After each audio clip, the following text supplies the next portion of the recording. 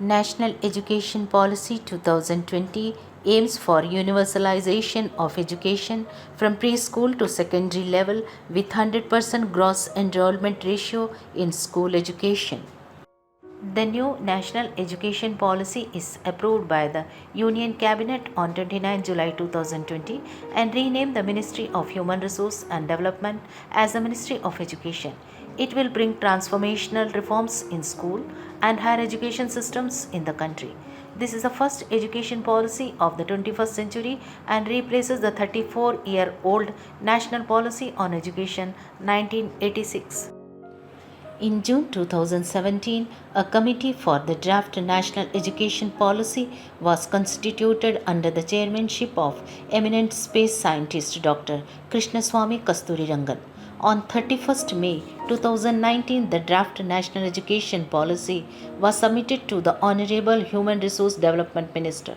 It was uploaded on MHRD's website and at the MyGov Innovate portal for suggestions, comments of stakeholders, including public, etc.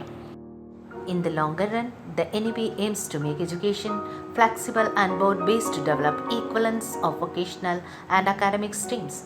The purpose is to create useful capabilities while offering specialization across disciplines. The policy also aims for a light but tight regulation by a single regulator for higher education as well as increased access, equity and inclusion. The aim will be to increase the gross enrollment ratio in higher education, including vocational education, from 26.3% to 50% by 2035. New pedagogical and curricular structure of school education. The education system currently follows the 10 plus 2 structure. This will soon be replaced by the 5 plus 3 plus 3 plus 4 curricular structure. The new structure can be better understood when it corresponds with a child's age 3 to 8, 8 to 11, 11 to 14 and 14 to 18 years respectively. The first stage includes time spent in Anganwadi and preschools.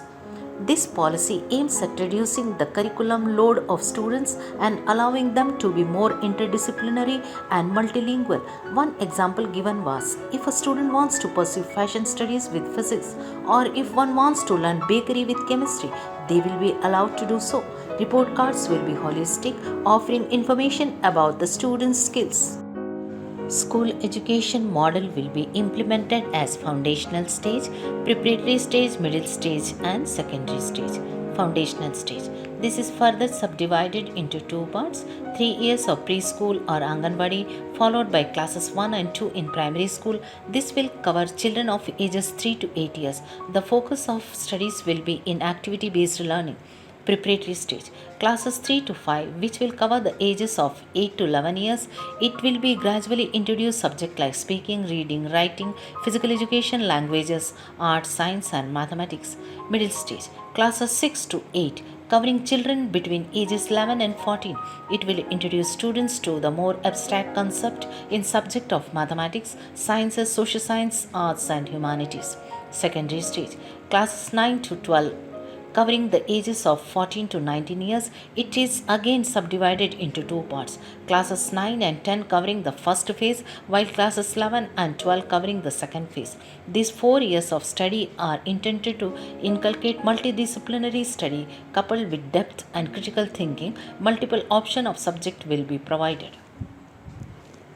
Earlier schooling was mandatory for children aged between 6 and 14 years. Now education will be compulsory for children aged between 3 and 18 years.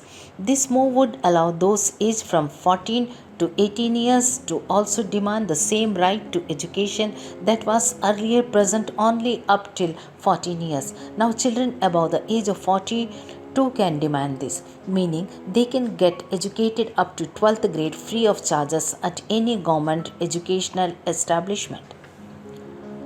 Medium of instruction. The policy raises the importance of mother tongue and regional languages. Medium of instruction until class 5 and preferably beyond should be in these languages. Sanskrit and foreign languages will also be given emphasis. The policy also states that no language will be imposed on the students.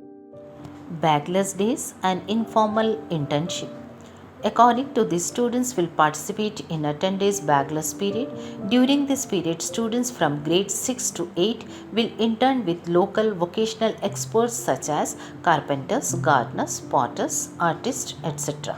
This was another move that was hugely appreciated as necessary. Professionals that are looked down upon by society will finally be viewed with newer outlook in the coming generations.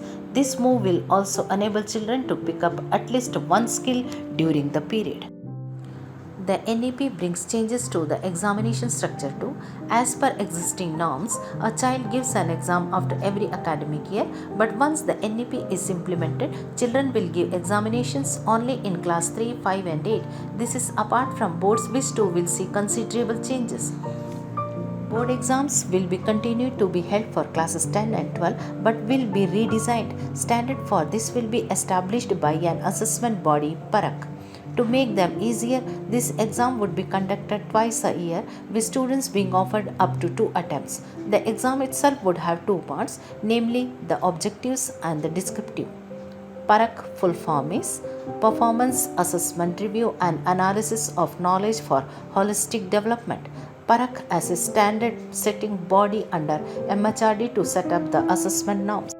Altering the existing 10 plus 2 model, the school education system will now be organized in the 5 plus 3 plus 3 plus 4 format. This means that the first 5 years of the school will constitute the foundation stage. The midday meal scheme will be extended to include breakfast. More focus will be given to students' health, particularly mental health, through the deployment of counselors and social workers. Efforts will be made to incentivize the merit of students belonging to SC, ST, OBC, and other socio-economically disadvantaged groups. The National Scholarship Portal will be extended to support, foster, and track the progress of students receiving scholarship. Private higher educational institutions will be encouraged to offer large number of free ships and scholarship to their students. Vocational education will be integrated into all schools and higher education institutions in a phased manner over the next decade. By 2025, at least 50% of learners through the school and higher education system shall have exposure to vocational education, for which a clear action plan with targets and timelines will be developed. Teacher training and management. The existing B.Ed program for teachers training will be replaced by a 4-year integrated B.Ed program that combines high quality content, pedagogy, and practical training. Further, teachers will be required to complete a minimum of 50 hours of continuous professional development training every year. A national curriculum framework for teacher education will be formulated by the National Council for Teacher Education in consultation with NCERT. Common entrance tests for colleges. Student now will be judged by common SAT-like test that will decide the eligibility of students for different colleges. This test will be held twice in a year. It proposes a multidisciplinary bachelor's degree in an undergraduate program with multiple exit options.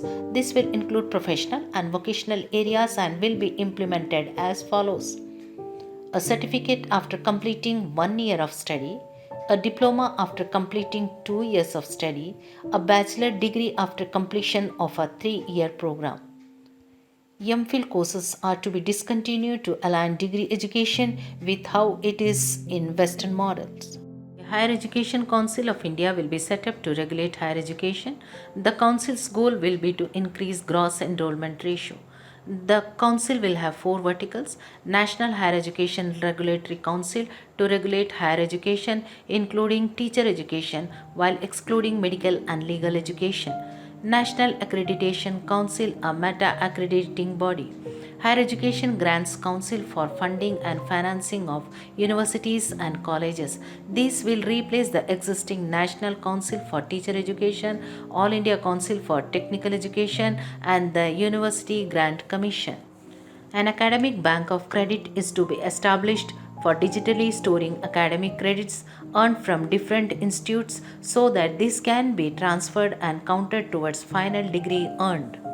National Testing Agency will now be given the additional responsibility of conducting entrance examinations for admission to universities across the country, in addition to the JEE Mains and NEET.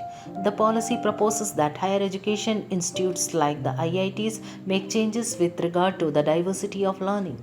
Other PSSBs will include professional councils such as Veterinary Council of India, Council of Architecture, Indian Council of Agriculture Research, and National Council for Vocational Education and Training. The fees of both private and public universities will be fixed. The new policy suggests a cap on the fee charged by the private institutions in the higher education space. One of the major hindrances a student faces when trying to obtain quality higher education has been affordability. A fee cap imposed would go a long way in making education more equitable. As per the NEP 2020, the 4-year program may also lead to a degree with research if the student complete a rigorous research project in their major area of study. In a further push towards multidisciplinarity, the NEP suggests creating model public universities for holistic and multidisciplinary education at par with IITs and IIMs called Multidisciplinary Education and Research University. These institutions will aim to attain the highest global standard in quality education. The policy proposes to internationalize education in India. Foreign universities can now set up campuses in India. The policy exclusively lays stress on establishing stronger research institutions and promoting research and development at university level, state level, and national level. Existing institution will focus on research and innovation by setting up startup incubation center and similar centers and focus on interdisciplinary research including in the humanities and social science research. The policy mentions that even leading engineering institutions such as the IITs will move towards multidisciplinary education with more arts and humanities. Time is running out for the engineering institutes, especially IITs, to expand into multidisciplinary stream of education. Even for the students in engineering program, the structure caters for course from non-engineering disciplines in the first year as well as specialization and elective courses later in the programs. To ensure the preservation, growth, and vibrancy of all Indian languages, NEP recommends setting an Indian Institute of Translation and Interpretation, National Institute for Pali, Persian, and Prakrit, strengthening of Sanskrit and all language departments in higher education, and use mother tongue or local language as a medium of instruction in more higher education programs. Vocational education. The committee observed that the less than 5% of the workforce in the age group of 19 to 24 received vocational education in India during 2012 to 2017. This is in contrast to 52% in the USA, 75% in Germany, and 96% in South Korea. The NEP recommends that vocational education should be integrated in all school and higher education institutions in a phased manner over the next 10 years. A national committee for integration of vocational education will be set up under the MHRD for this purpose. The National Skill Qualification Framework will be detailed further for each discipline, vocation, and profession. The NEP aims to ensure that at least 50% of learners in school and higher education should be exposed to vocational education by 2025. Opening up higher education to foreign players. According to this, top 100 education institutions in the world will now be encouraged to come to India and set up campuses. Every year, 750,000 Indian students go abroad in pursuit of higher education. This move will not only go a long way in reducing brain drain but also help in making global education more accessible. A similar move was implemented in the UAE successfully. The policy promises 6% of the GDP to be spent on education. The NEP 2020 envisages commendable changes in the way education will be delivered in India. Thank you very much.